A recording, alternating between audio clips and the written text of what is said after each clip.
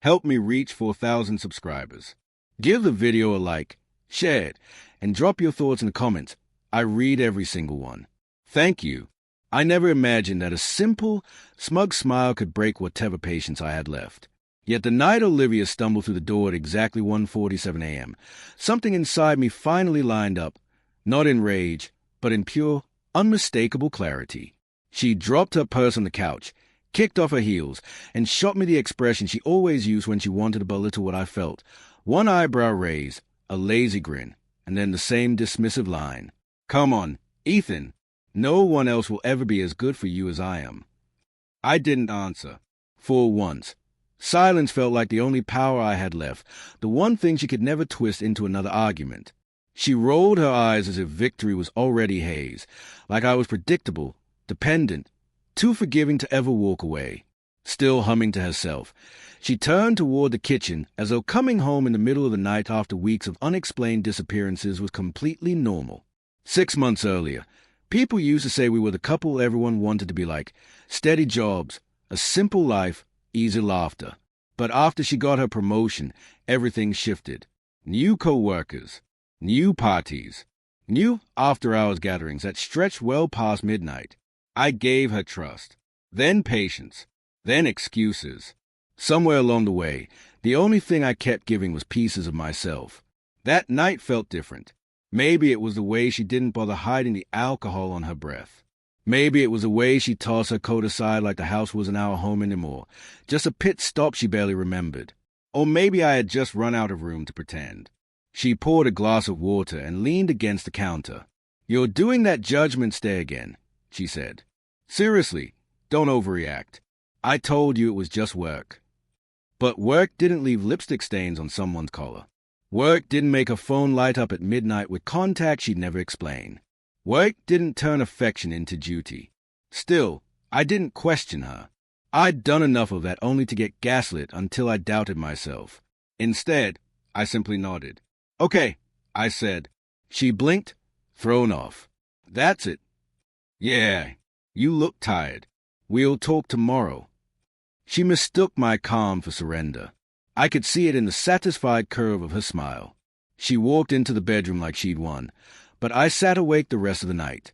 The next morning, she wandered in with her robe tied loosely, hair messy, phone glued to her hand. The smell of coffee filled the kitchen, something I used to make out of love, not out of routine. "So," she muttered, "I was still doing this silent treatment thing? Or did you suddenly remember how lucky you are to have me?" There it was again, her strange, inflated confidence. I handed her a mug. "Actually," I said, "I've been thinking." She stopped scrolling. "About what?" "About what I deserve." She scoffed. "You're overthinking, as usual." But I wasn't, and that was when I told her the one thing she never expected. "I'm leaving, Olivia." Her laugh snapped off instantly. "You're what? Leaving where?" I picked up the small suitcase I'd packed before she woke, only the essentials. I set it gently by the door and turned back to her. "You haven't really been here for months," I said. "Last night, you made it obvious. You said I'd never find anyone better. But the truth is, I can't even find you anymore." She stared like she couldn't process any of it. "You're being ridiculous. You're insecure. You always twist things." "No," I said calmly. "That's you." For the first time, she had nothing to fire back. She reached for my arm, but I stepped back. The shock that flashed across her face told me everything.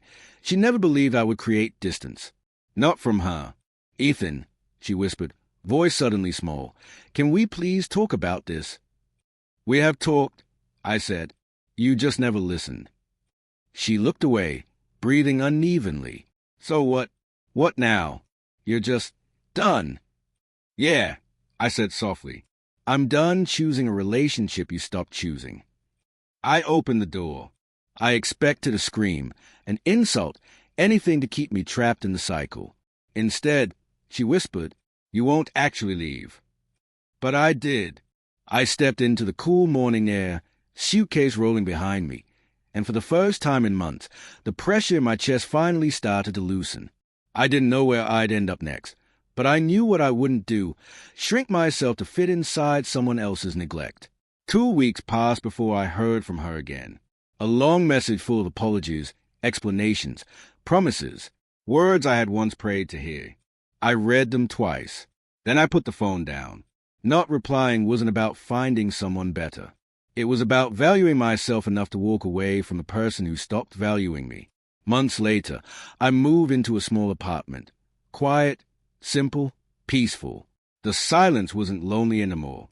I filled my days with work, early runs, dinners with friends I'd ignored while trying to keep my relationship from collapsing. Life wasn't perfect, but it felt honest again. One afternoon, grabbing coffee downtown, I saw Olivia cross the street. She looked different, less sure of herself, almost hesitant. For a moment, I thought she might walk over, but she didn't. Our eyes met for a brief second.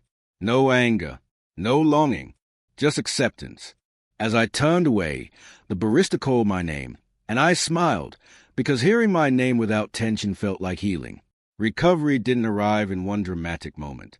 It came in quiet pieces, small breaths, ordinary days. And that's when I finally understood. Leaving wasn't about proving anything to her. It was about reclaiming the parts of myself I had abandoned. For the first time in a long time, I felt truly free.